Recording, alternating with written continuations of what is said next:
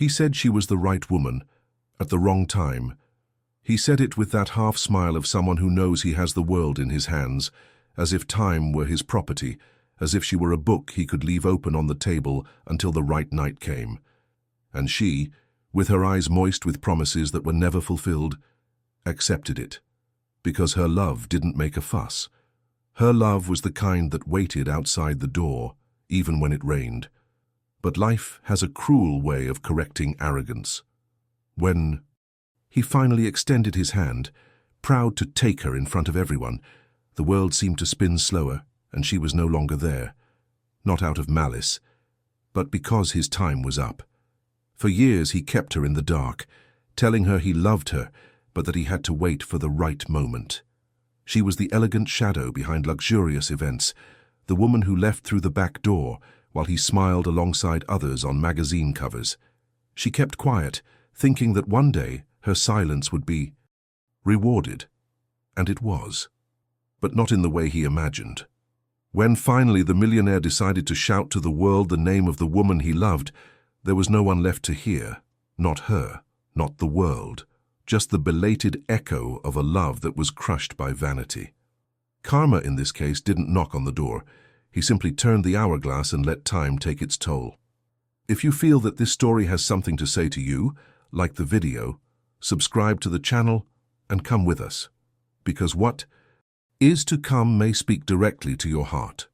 On that gala night in Boston, as the lights from the chandeliers reflected on the marble floor and the glasses clinked to the muffled sound of the orchestras, no one noticed her. And perhaps that was her gift, to go unnoticed where everyone wanted to shine. She was dressed in simple black, her hair tied up with intentional carelessness, and her eyes lowered as if she already knew that this was not her place. She had worked all day as an assistant to one of the event organizers, and now she was just waiting for the last delivery of flowers in the main hall. That was when he walked in, tall, impeccable, with the kind of presence that takes over the room without asking permission. Everyone knew who he was, Cole Stanford, heir to one of the largest fortunes in the country, known as much for his bold investments as for his social conquests. She didn't look at him, but he saw her. There was something in the way she held the box of orchids, the way she shrugged her shoulders whenever she walked among the guests, a strange contrast between humility and firmness, as if she carried within her a world that no one there knew about. When he approached, she merely murmured, "Excuse me," moving away so as not to block his path. But Cole, intrigued by her lack of flattery, extended his hand and offered a polite smile. "I've never seen you around here," he said. She responded with a look, just enough to show that she wasn't interested in being just another story on his shelf. That was exactly what attracted him. Over the course of the evening, he met her 3 times, each time with a different excuse, a coffee order, a question about the decor, a suggestion for a soundtrack for the next event. She responded politely, but kept a distance that made him uncomfortable. He was used to women who bowed to his charm, and this one didn't even seem willing to play along. When the party ended and the waiters began to turn off the lights, he saw her, alone in the foyer gathering up the wilted flowers. He walked slowly across the room and stopped beside her. "If I wanted to get to know you better, what day of the week do you usually say yes?" She finally looked at him with a slight smile of irony and replied, "The day you stop thinking you can choose other people's time." Then she picked up her bag and left through the side door, leaving Cole standing in the middle of the void, among undone arrangements and empty chairs. And at that exact moment, without knowing it, he had crossed the point where true love enters through the door, but pride begins to close the windows. After that night, Cole Stanford couldn't forget her. She was a new nuisance, a concern that didn't fit into the predictable world he had built for himself. He discreetly had the florist's name checked, and within a few days, he had her phone number, address, and even the cafe where she usually stopped on Fridays. But he didn't call her right away. He waited. Maybe to preserve his ego, maybe to understand what exactly attracted him to her, whether it was the look in her eyes that said more than words or the lack of effort she made to please him. When he finally called, he used the excuse of a new event. She answered in a calm, formal voice, And when he proposed a coffee to discuss ideas, she hesitated. But she accepted. Their first meeting was in a simple place, away from the spotlight. She arrived punctually, wearing the same type of clothes she wore at work, discreet, clean, without vanity. He showed up wearing an expensive suit but without a tie, trying to seem more approachable. They talked about flowers, art, travel. She listened more than she spoke, and for the first time in a long time, he felt pleasure in being truly heard. There was no touching, no promises, just a silent connection, as if something was being woven together inside them without them noticing. The following meetings happened naturally, always away from the public eye. He said he needed to keep a low profile because of business, the press, and his partners. She understood, or at least she pretended to understand. They began to meet in rented apartments, on quick walks around the city, on stolen afternoons between one meeting and another. When they were together, there was a lightness. She made him laugh, a rare thing. He told stories about his strict father, about his childhood behind cold walls. She listened to everything as if she could see the boy behind the empire. But when they were apart, the absence hurt, because she couldn't call him. He determined the time, the space, the limits, and she accepted it. Sometimes she thought about breaking up, but all it took was one message from him. "I miss you," for everything to fall apart again inside. He complimented her, told her she was different, special, but he never took her to dinner. He never appeared with her in a photo, and he always reinforced that the right moment would come. She told herself that she was patient, that great loves demand silence, that time would eventually cure him of his fear. But each week that passed made her feel smaller within that nameless relationship. Friends began to notice her absence on the weekends. Her mother asked why she never talked about anyone, and she smiled, lied. She hid her own happiness as if it were a mistake. Cole, on the other hand, carried on his public life with elegance. He appeared at parties, dinners, gala gatherings, always alongside beautiful women, always smiling for the cameras. She saw it all in magazines, on social media, but she didn't ask. She preferred to pretend that it was just a show, a role he had to play until one night, after a trip to Europe, he returned with a delicate necklace. "It's a gift. I was thinking of you." She smiled, but something hurt. It was beautiful, expensive, yet discreet enough that no one would notice if she wore it in public. Everything about her needed to be hidden, even her jewelry, even her love. She kept the necklace, and the silence, and the pain. The seasons changed, but her position in his life remained the same. Hidden, silenced, carefully erased from the records of the real world. As the flowers in the shop windows announced the arrival of spring, she watched her own youth slip through her fingers without anyone noticing. He kept telling her that he loved her, but that everything had to be done carefully. There are contracts, deals, people who wouldn't understand. And she, caught up in the soft sound of those words, believed that care was a form of protection, not cowardice. One Sunday he showed up at her house with a breakfast basket, as if trying to make up for the forgetfulness of the previous day, when she had completed another year of life, alone. She opened the door without makeup, without posing, with a tired soul.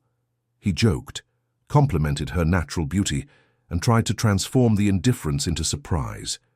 She smiled, but her heart no longer reacted as before. Doubt began to take root where before there had only been hope. One Friday night, she left work and walked past a newsstand. The headline read, "Cole Stanford and the McKinsey heiress. The new couple of the moment?" There was a photo, he elegant at a gala event. Beside him, a smiling young woman holding his arm. His eyes didn't say love, but they knew how to pose for the occasion. She bought the paper, took it home, read the entire article. Then she folded it and put it in the bottom drawer, along with other small proofs that she would never be more than a discreet parenthesis in his biography. The next day, he showed up with a bouquet of white lilies. She didn't mention the news story. Neither did he. They acted as if nothing had happened. But there, inside her, something began to die. It wasn't love, It was faith in the future. She began to talk less, to smile less. He noticed. He tried to be more present, sweeter, but it was too late. Time was beginning to restore the silence he had planted for so long. One morning, while he was sleeping next to her, she got up and walked around the room. She stopped in front of the window and stood there for long minutes, looking at the city, thinking about how small she had become within her own life. At work, her colleagues were talking about the promotion she had turned down months earlier, a position in another state, with a higher salary and more visibility. She had cited personal issues, but now she felt like she had lost something that might never come back. Her days revolved around his messages, impromptu meetings, waiting disguised as routine. She no longer knew what she wanted for herself, only what she feared, continuing to be the woman no one sees. One afternoon, her mother came to visit her. They sat at the kitchen table, drank coffee, and talked about simple things. Before leaving, her mother held her hand and asked her gently, "Daughter, are you happy?" She took a while to answer. She blinked slowly, and then she lied. "I am, Mom, I'm just tired." But that question echoed in her mind for days, and the real answer she knew was already inside her. No, she was not happy. She was just surviving the absence of a love that had never dared to exist in the light of day. The invitation arrived by email. A cultural foundation in Portland was looking for a floral art curator for an international project. It was a rare opportunity, almost impossible to pass up. The salary was excellent, the prestige unquestionable, and above all it was a door. An open door to a future that did not depend on someone who did not choose her. She read the email once, twice, 7 times. She marked it as important and took a deep breath. That night she didn't sleep. She imagined what it would be like to start over. A new city, new faces, a new routine where she wouldn't have to hide. She thought about the mornings without messages from him, the Sundays when she would have to learn to drink coffee alone again. And yet there was something liberating about that solitude that didn't lie. She told a close friend the news. "Are you going?" She hesitated. "I'm thinking about it." Her friend was blunt. "He's not going to ask you to stay." And it hurt, because deep down she knew it. Cole had always been the man with long-term plans, ones that never came to fruition. Late that afternoon, he showed up unexpectedly with wine and a light-hearted attitude. He didn't mention the email, because he didn't know yet. But she wanted to tell him, she wanted to see his reaction, and she did. He fell silent. He smiled, but his eyes hardened. He said he understood, that it was a great opportunity, but he ended with, "I just think that now, just when we were getting into a better rhythm." She wanted to believe him. She wanted to see the unspoken request there. "Stay with me." But it didn't come. Instead, there was a kiss, a request to spend the night together, a silence made of gestures, and she gave in, for the last time. In the following days, he was more present. He sent unexpected messages, showed up at work with flowers, and told her he had been afraid of losing her. She felt something reborn. She cancelled the video call interview. She wrote a polite email thanking her for the opportunity and saying that, for personal reasons, she could not accept. She deleted the draft of a farewell letter she had started, and she waited again. But what was reborn died quickly. 2 weeks later, Cole left for a conference in Seattle. He said he'd be back in 3 days. 4 days passed. 5. No message. On the 6th day, she saw a photo of him in an expensive restaurant with the same heiress from the previous article. It wasn't a press pose. It was a photo taken by someone who was there, accidentally posted on social media. He was smiling. He was at ease. Her chest tightened again, but this time without tears. This time she understood. It wasn't about timing. It was about having the courage to make the choice, and he never chose. He just held on to what he could until he didn't need it anymore. The following Sunday, she went back to her inbox, reopened the foundation's email and replied, "I'm ready.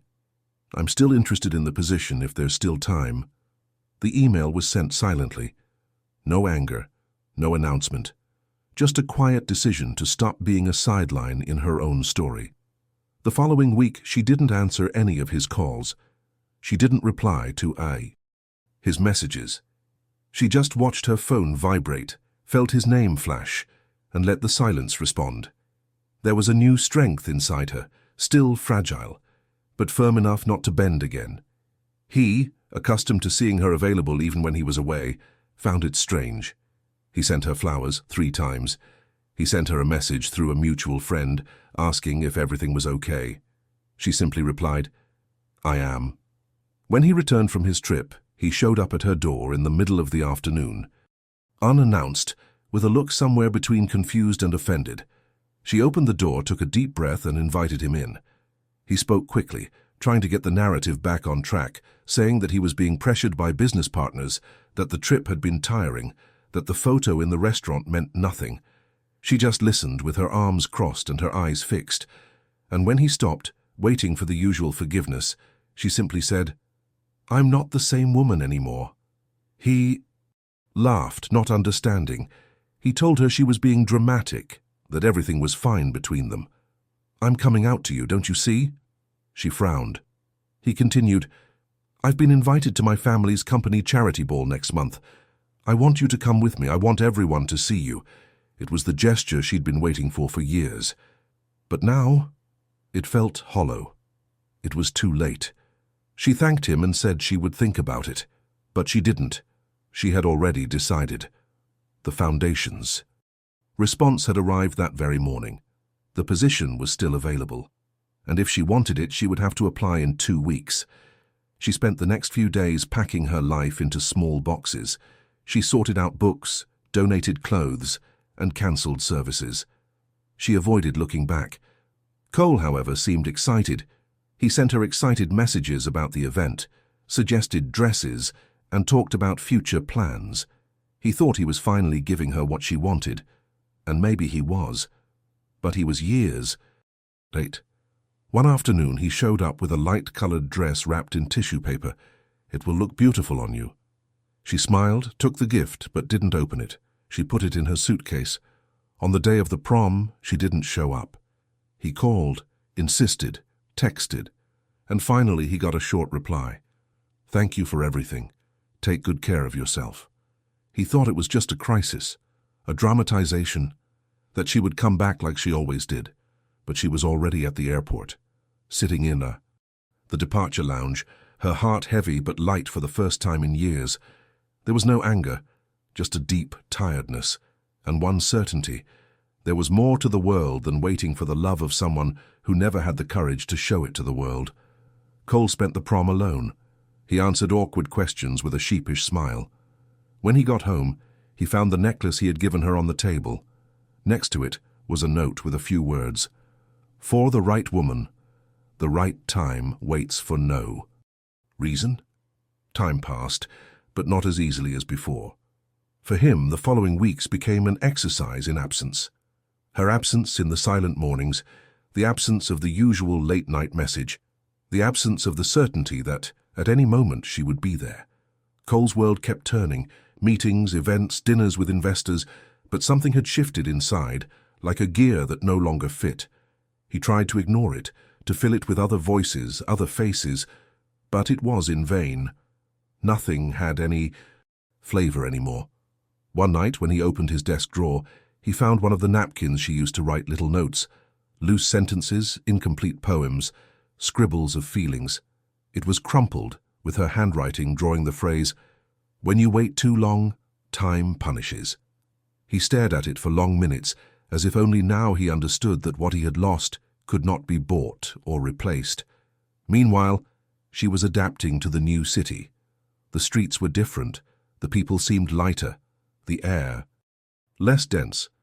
She worked hard, gained respect, smiled more. But there were nights when she missed him like a cold breeze under the door. Not missing him exactly, but missing the part of her that still believed in that promise. It was hard to bury a hope that had lived for so long. She kept it silent, like someone learning to live with a scar, without shame, but without showing it off. In the first few months, he still tried to get back in touch. He sent her spaced messages, emails with links to songs they had listened to together, pictures of flowers. He never got a reply, and that consumed him. After all, he had always been sure that he could just snap his fingers and she would come back.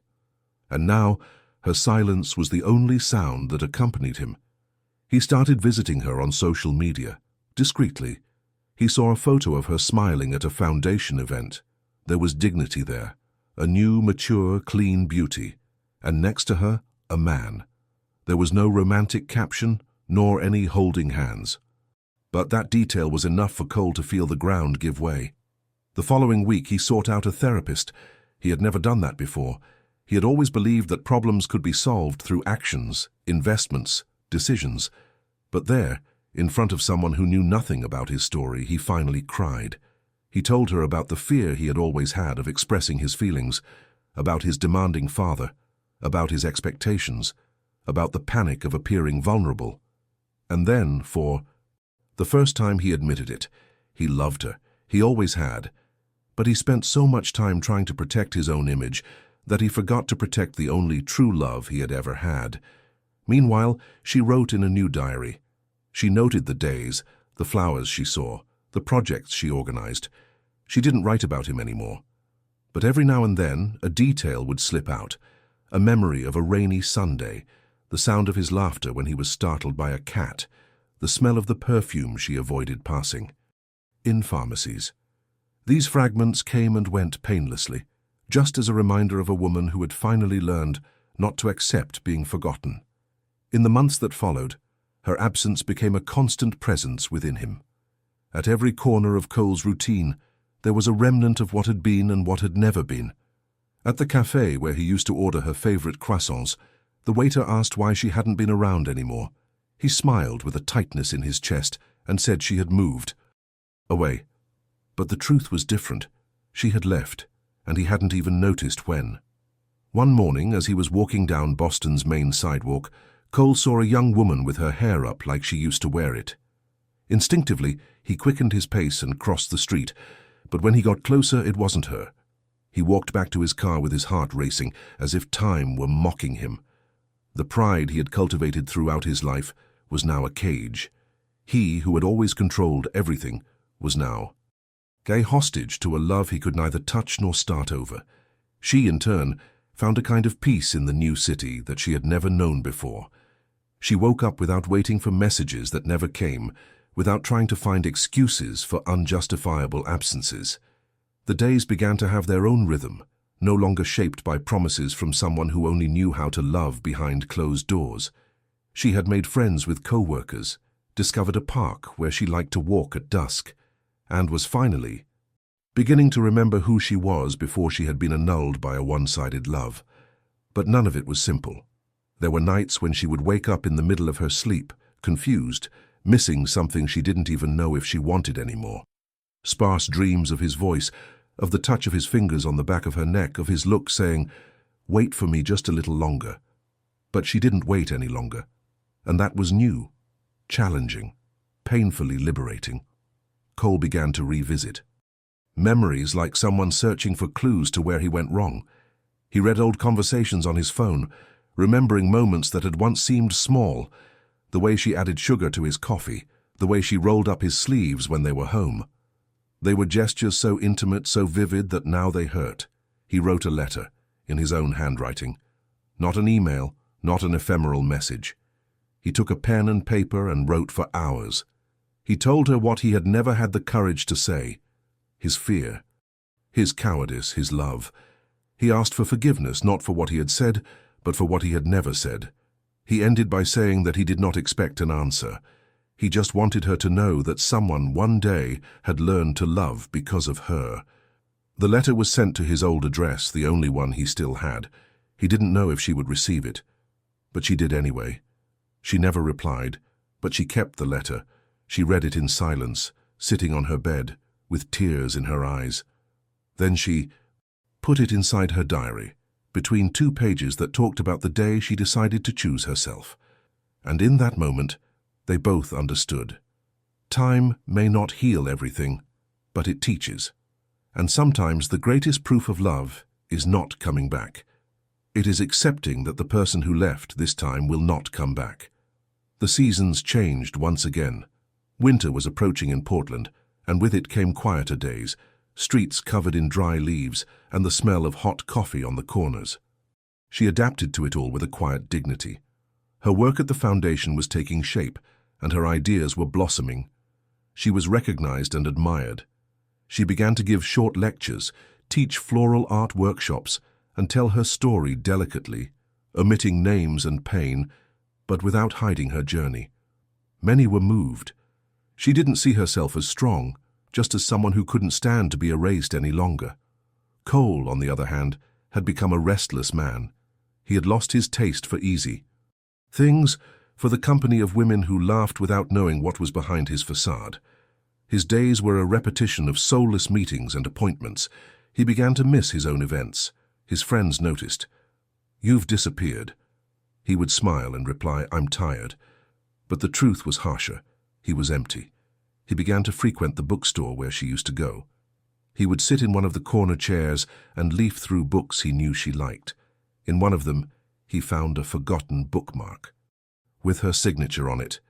It was old, but that was enough to make silent tears run down his face. No one saw.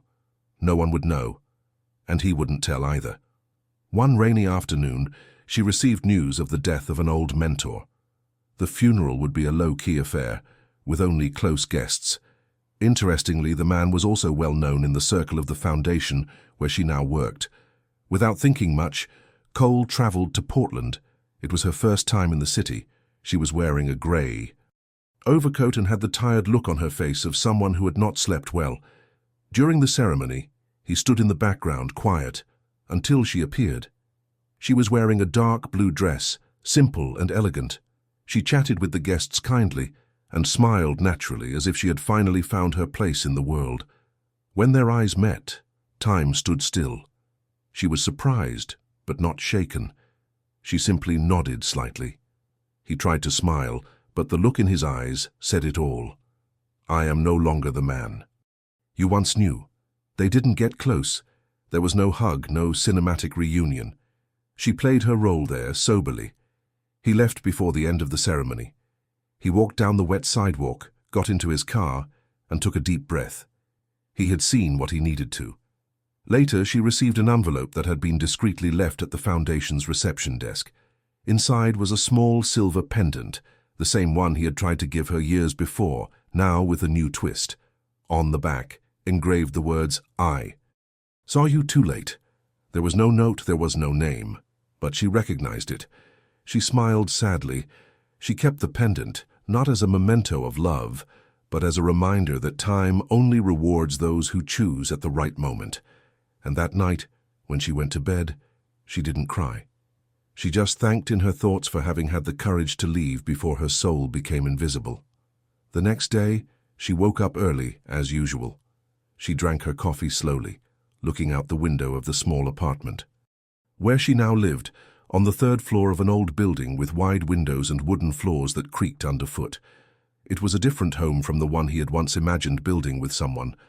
But it was his choices, his paintings on the walls, his books stacked with care. And the silence there didn't hurt. It was comfortable, mature, like the solitude we choose after having given too much of ourselves.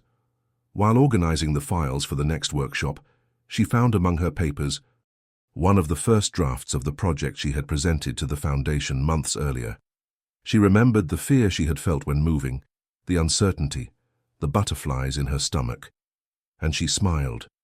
She had become exactly what she had once dreamed of, someone who made sense in the world because she was whole, not because she was half of anyone. That week, a new employee was hired at the foundation, kind, intelligent, with a steady gaze and a low voice. His name was Adam. They came to work together on a specific project, and soon there were conversations outside of work, coffees after meetings, laughter shared over small details. She was in no hurry, neither was he. Everything was light, no demands, no promises, just presence. One afternoon, as they walked together through the plaza near the foundation, Adam noticed the pendant she wore around her neck. It was the same one Cole had left. "It's beautiful," he said. "Does it have any special meaning?" She took a moment to answer. She touched the pendant with her fingers and said gently, "It reminds me that love should be courage, not excuse." Adam nodded, not asking any more questions. And in that respectful silence, she knew she was safe. In Boston, Cole began donating part of his time to social projects. It was something new, something he had never thought of doing before. He began to talk less and listen more. He bought a greenhouse and started growing flowers, even though he didn't know much about the subject. "You look different," those who had known him for years would say. And he would just smile without explaining, because some changes don't come from decisions, they come from losses. He still dreamed about her sometimes, not about what they were, but about what they could have been.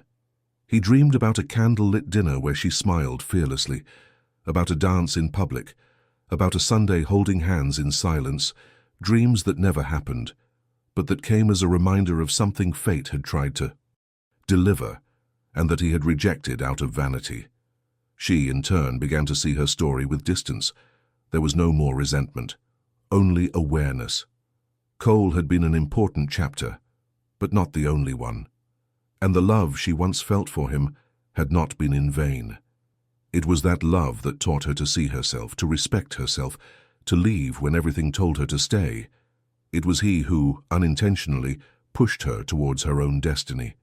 And so, without fanfare, without forced reunions, without requests to return, the two continued on. In different cities, different rhythms, but connected by a memory that did not ask for return, only reverence. The love between them existed.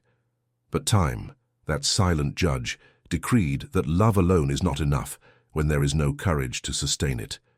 Winter had finally fallen upon Boston, and the streets were covered in white. The shop windows were bright with Christmas lights, and everything seemed to conspire to remind us that time was passing. In the IT mansion where Cole lived, the silence was even more intense on the cold mornings.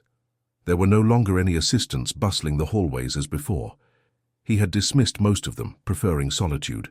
He made his own coffee, read the newspapers in silence, and tended the flowers in the greenhouse with an almost religious devotion.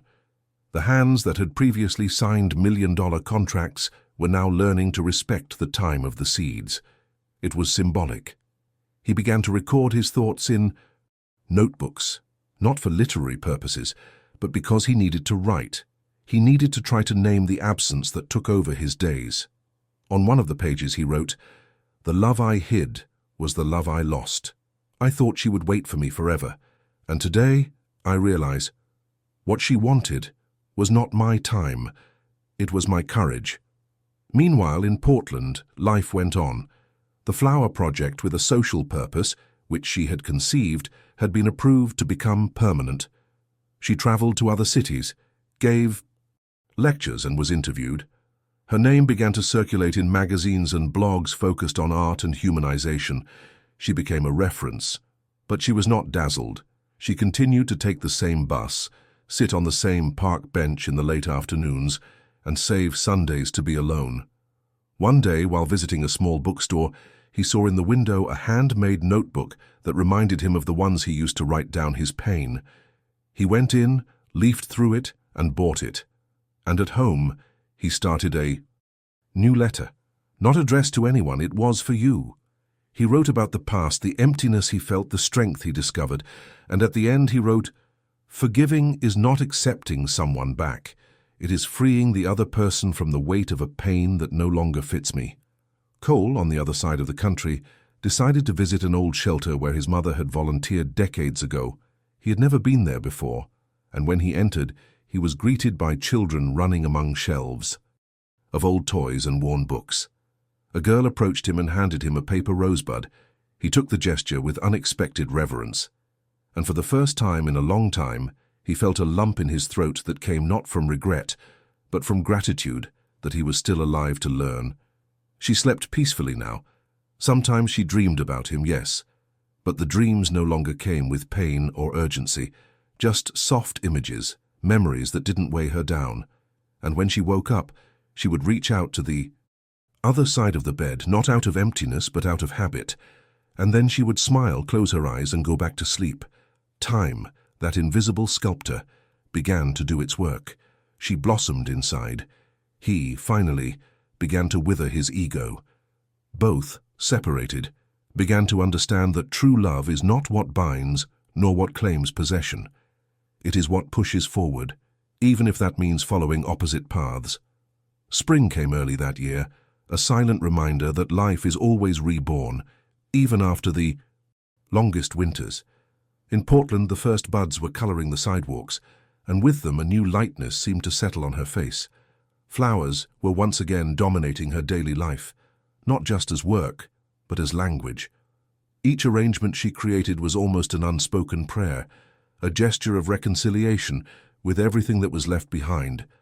One of those mornings, when she arrived at the foundation, she was surprised by an unusual invitation, an exhibition in New York featuring the leading names in contemporary floral design.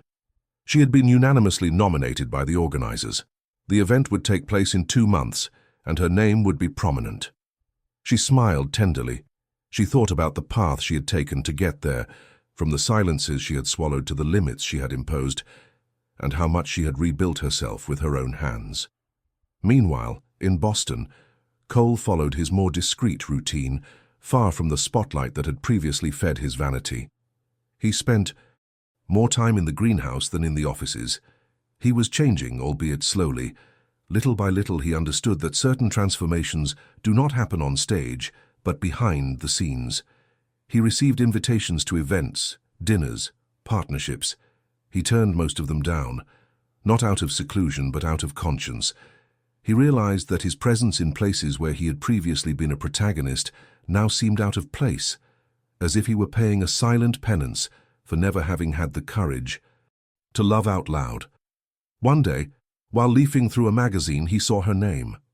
It was there, with a smiling photo and a text praising her career. The florist who turned pain into art. The title hit him like a dagger and a hug at the same time. He read every line with burning eyes. There was no mention of the past, of him, of the specific pain that made her leave. But there was between the lines. And he read every line.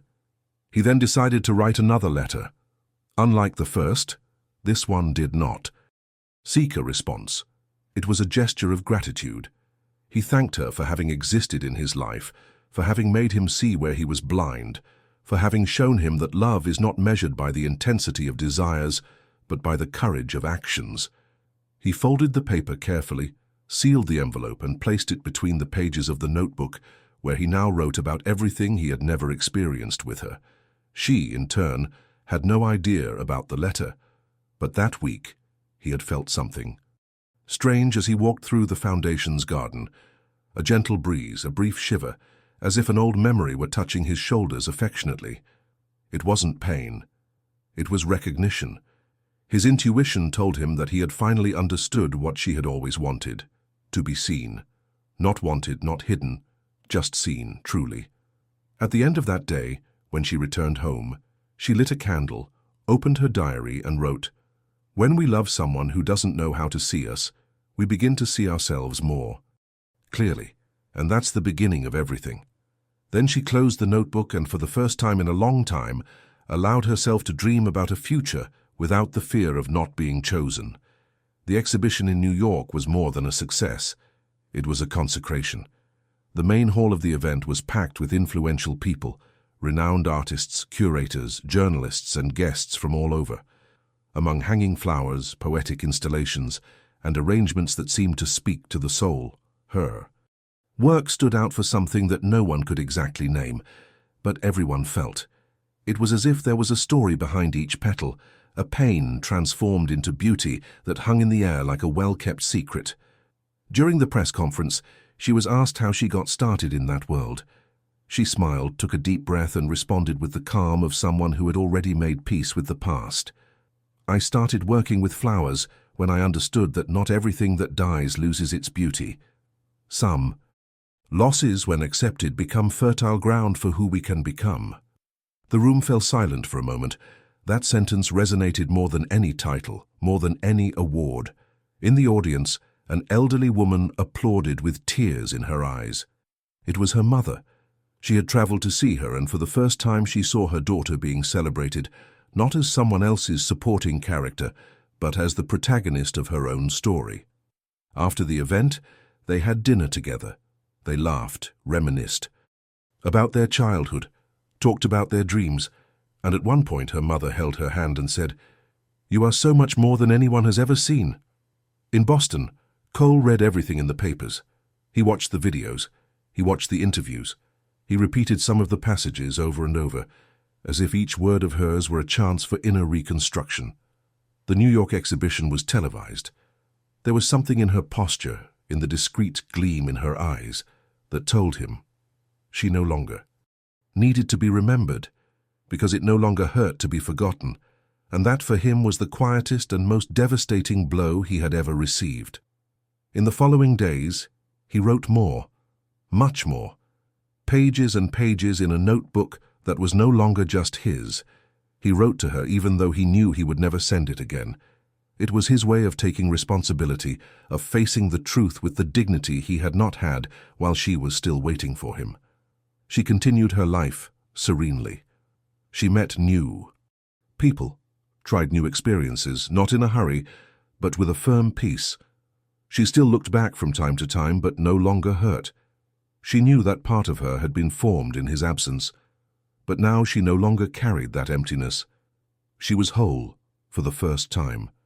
One ordinary afternoon, she received a letter from the foundation announcing that her project would be expanded nationwide.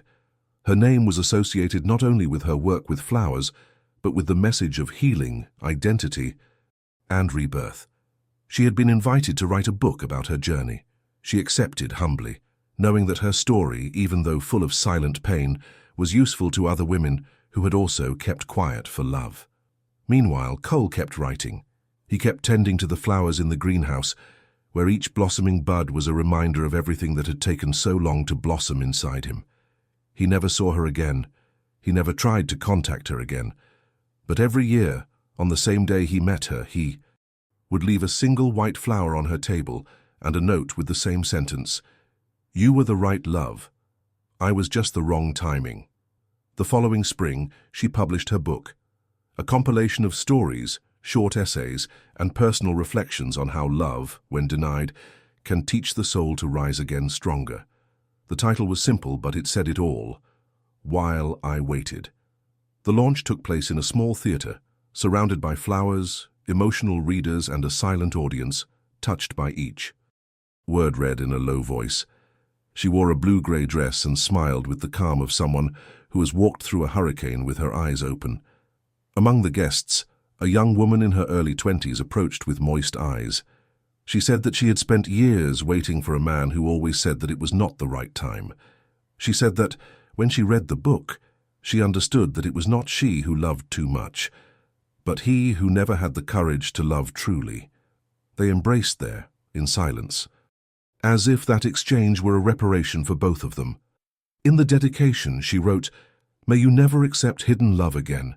You deserve to be light and not anyone's shadow." As the book gained shelf space and was reviewed in major newspapers, Cole walked the streets of Boston with a different kind of silence in his chest. It was no longer uneasiness, it was acceptance. The letter he had never sent was now sealed between the pages of the last notebook he had written for her. He decided to leave it in a symbolic place, not for her to find, but as a gesture to the passage of time. He traveled to Portland discreetly and visited the public garden maintained by the foundation where she worked. There, he chose a bench hidden among the rose bushes and, under it, left the neatly folded envelope. Then he walked away without looking back. A few days later, she passed by that same bench. He used to go there to write in his new diary. He sat down, smelled the flowers, and, without knowing, bent down to pick up a piece of paper that had fallen to the floor. It was the envelope. He recognized the handwriting before he even opened it. He read it calmly, without tears. His words came clean, honest, without pretensions. He spoke of pain, of regret, but he asked for nothing. No return, no forgiveness. He only said that he had seen her too late, but with a depth he had never had before. She kept the letter.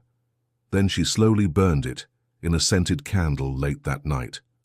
Not out of anger, but out of peace, because some memories aren't meant to be carried, they're meant to teach and to leave. And so, as the flame consumed his last words, she closed her eyes and smiled. She was free. A few weeks later, she organized a new exhibition. But this time it was different.